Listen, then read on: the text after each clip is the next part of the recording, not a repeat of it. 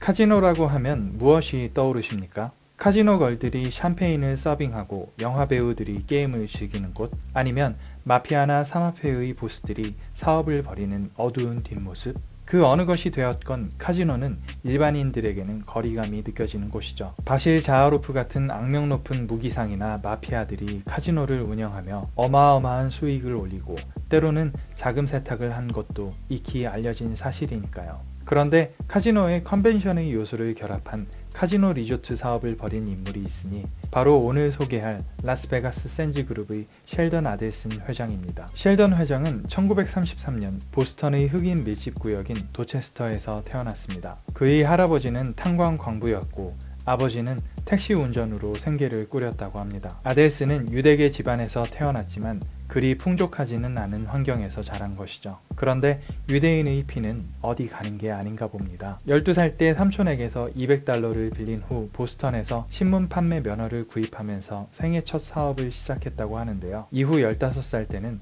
다시 삼촌에게서 $10,000 정도를 빌려 고향에서 사탕 자판기 사업을 시작하면서 돈을 벌었다고 합니다. 워렌 버핏도 어린 시절 신문 배달과 자판기 사업으로 돈을 번 것으로 알려져 있는데 확실히 세계적인 사업가들은 떡잎부터 다른 것 같습니다. 30대에 2번이나 전 재산을 잃고 파산하기도 했지만 50여 개의 사업을 거치며 성공한 연쇄 창업가로 40이 되기 전에 백만장자가 되죠. 70년대에 들어서자 셸던 회장은 새로운 도전에 나서게 됩니다. 컴퓨터의 보급이 시작되는 것을 보고 컴퓨터 잡지 회사들을 여럿 인수하게 되죠. 70년대 초 캘리포니아에서 아파트 전시회를 개최하는 것을 지켜본 그는 컴퓨터와 관련해서도 전시회를 열면 성공할 수 있겠다는 생각을 하게 됩니다. 1973년 댈러스에서 첫 컴퓨터 전시회를 개최한 이후 성공 가능성을 확신한 그는 1975년 자신이 소유한 잡지사 지분은 전부 처분하게 되지만 컴퓨터 전시회 사업은 계속해서 진행하는데 이것이 바로 컴덱스의 모체입니다. 미래의 산업으로 전 세계의 주목을 받던 컴퓨터에 관련한 최초의 전시회를 연 그는 80년대가 되면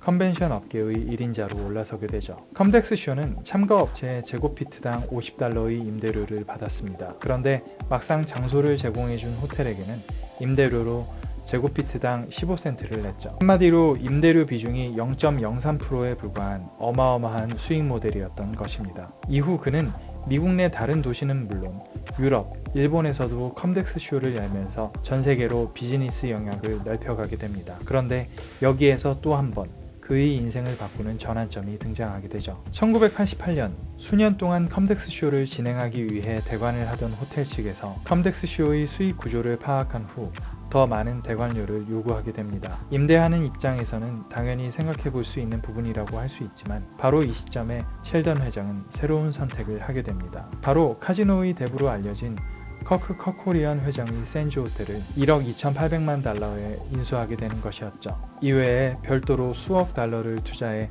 컨벤션 센터의 확장은 물론이고 쇼핑몰 또한 건설해 새로운 샌즈 호텔을 만들어 1989년 재개장하게 되는데요. 이전까지는 전시회 수익만이 그룹의 주된 수익 모델이었지만 호텔 인수 이후 숙박, 카지노, 레저 사업까지 진출하며 한 단계 도약하게 됩니다. 주중엔 회의와 전시를 하고 주말엔 카지노와 레저로 일주일 내내 사람들이 찾는 복합 리조트라는 새로운 장르를 개척한 혁신적인 사업체로 올라선 것이죠. 컴덱스로도 카지노 리조트로도 어마어마한 성공을 거둔 셸던 회장은 카지노 리조트 사업에 집중하기로 결심하고 컴덱스를 매각할 마음을 먹습니다. 이미 잘 되고 있는 사업을 매각할 생각을 하다니 보통 사람들은 생각 못할 일이죠. 이때 의외의 인물이 등장하는데 바로 소프트뱅크의 창업자인 손정희 회장입니다. 손 회장은 고등학교 시절 때부터 컴퓨터에 미래가 있다는 것을 느끼고 있었죠. 앞으로 IT 산업의 나침반이 되어줄 기회가 바로 컴덱스 쇼에 있다고 생각했죠. 손 회장과 셸던 회장의 딜은 지금도 세기의 딜 중 하나로 회자되고 있습니다. 인수 직전까지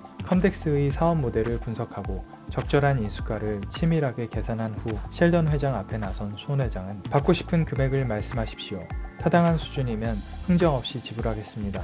하지만 우리 예상치를 벗어난 값이면 미련 없이 물러나겠습니다. 라며 마지막 승부수를 띄우게 되는데 이를 들은 셸던 회장은 8억 달러를 제시했고 이에 손 회장이 말없이 악수를 청하며 세기의 딜이 성사되게 됩니다. 셸던 회장은 이 딜로 인해 자기 몫으로 5억 달러를 벌어들이게 되었고 손 회장은 IT 산업 전반으로 진출하는 계기를 마련하게 되었습니다. 카지노 업계의 거두로 우뚝 서기 위한 셸던 회장의 의지와 IT 업계의 거두로 우뚝 서기 위한 손 회장의 이해관계가 맞았고 결론적으로 각자의 영역에서 성공을 거두게 된 것이 아닐까 생각합니다. 셸던 회장은 컴덱스 매각 후 1999년 15억 달러를 투입해 라스베가스 베네치안 호텔을 오픈하게 됩니다. 전시, 회의, 관광, 카지노 등 마이스 산업의 모든 요소를 갖춘 사업 모델을 선보인 것이죠. 그러나 이때까지만 해도 셸던 회장은 카지노 업계의 넘버원은 아니었습니다. 카지노 리조트 사업으로 업계 최고의 명성을 얻게 된 것은 아시아에서였습니다. 2001년 중국 정부에서 마카오 카지노 시장을 개방한다고 발표하게 됩니다. 당시만 해도 세계 최대 카지노로 명성을 얻던 스티브 윈 등의 사업가들은 과연 중국에서의 승부가 성공할 수 있을까 고민을 거듭했지만 셸던 회장은 누구보다도 아시아에서의 성공 가능성을 높이 샀습니다.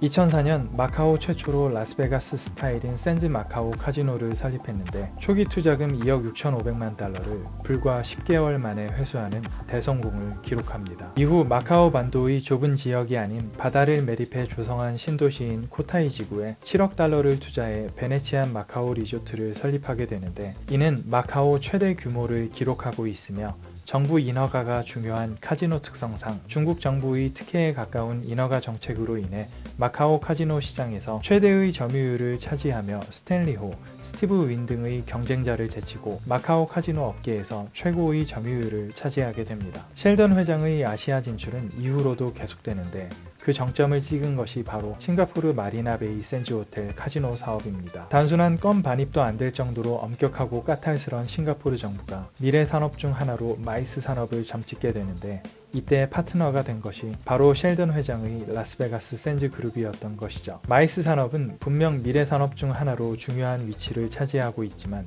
수익률 자체로 보면 생각 외로 진출이 쉽지 않은 사업이라고 합니다. 전 세계 10대 전시장을 보면 그중 8개가 유럽에 몰려 있는데 인프라 투자 비용이 어마어마한 마이스 산업의 특성상 세계 최대인 하노버 전시장도 연간 매출은 5천억 원에 불과하다고 합니다. 물론 어마어마한 액수이긴 합니다만 수조 원이 드는 사업의 성격을 감안하면 카지노가 없는 마이스 산업의 수익은 생각보다는 적다는 것이죠. 셸던 회장은 이런 마이스 산업의 저수익과 리스크를 해결하기 위한 방안으로 카지노 리조트를 제시했고 싱가포르 정부가 고민 끝에 이 제안을 받아들였습니다. 여의도 3분의 1 규모의 부지에 건설한 200m 높이의 어마어마한 랜드마크 마리나베이 샌즈는 개장일부터 지금까지 싱가포르를 상징하는 하나의 아이콘이자 세계적인 아이콘의 하나로 꼽히며 싱가포르 관광산업에 톡톡한 기여를 하고 있습니다. 각국 정부가 카지노 사업을 고려하며 가장 고민하는 부분은 도박 중독일 것입니다. 싱가포르의 경우 내국인들의 도박 상한액을 정하고 이를 엄격히 지키고 있지만 그럼에도 도박 중독의 폐해를 완전히 막을 수 있는 것인지는 여전히 의구심이 들죠. 셸던 회장의 성공은 우리나라 마이스 업계에서도 주요 연구 대상으로 삼고 있습니다. 각종 연구에 따르면 국내 리조트 사업의 손익분기점은 20에서 25년 정도 걸리는 반면 카지노가 있는 마리나베이 샌즈는 5.3년 만에 원금 회수가 가능했다고 합니다. 카지노 사업을 하는 외국인 투자자들은 내국인 출입이 가능한지의 여부를 놓고 각국 정부와 줄다리기를 펼치며 해외 투자에 나서고 있습니다. 카지노를 제외하더라도 전시와 관광을 결합한 셸던 회장의 사업 모델은 우리가 충분히 고민하고 연구해볼 대상인 것 같습니다. 오늘은 연쇄 창업가로 끊임없는 변화를 통해 카지노 리조트 사업까지 한 획을 그은 셸던 아델슨 회장에 대한 이야기였습니다.